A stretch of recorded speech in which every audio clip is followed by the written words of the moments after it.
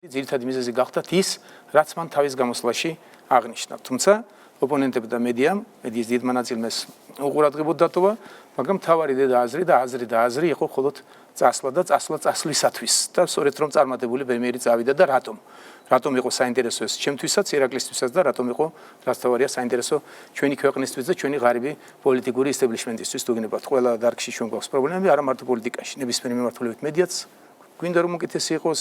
განათლებაზე შემდგომი არ ჩამოთვლი პრობლემებს, მათ რიცხვში პოლიტიკოსებსაც გვაკლია პოლიტიკური კულტურა, გვაკლია გამოცდილება, ეს არ არის შემთხვევითი, ჩვენ არ გვიმართავს ჩვენი ქვეყანა 300 წლის განმავლობაში და ბოლო 25 წლის განმავლობაში ჩვენს მოსვლამდე მოჯადებულ წრეზე დავდიოდით და მოახერხეთ ყველაფერი, რაც მოახერხეთ.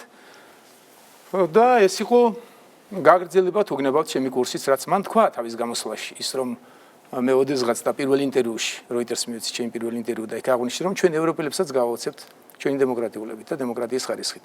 და თუ გნებავთ, ეს საოცრება სწორედ რომ გააღრმავა და გაოცებაც გააღრმავა ირაკლი ღარიბაშვილის ნაბიჯმა.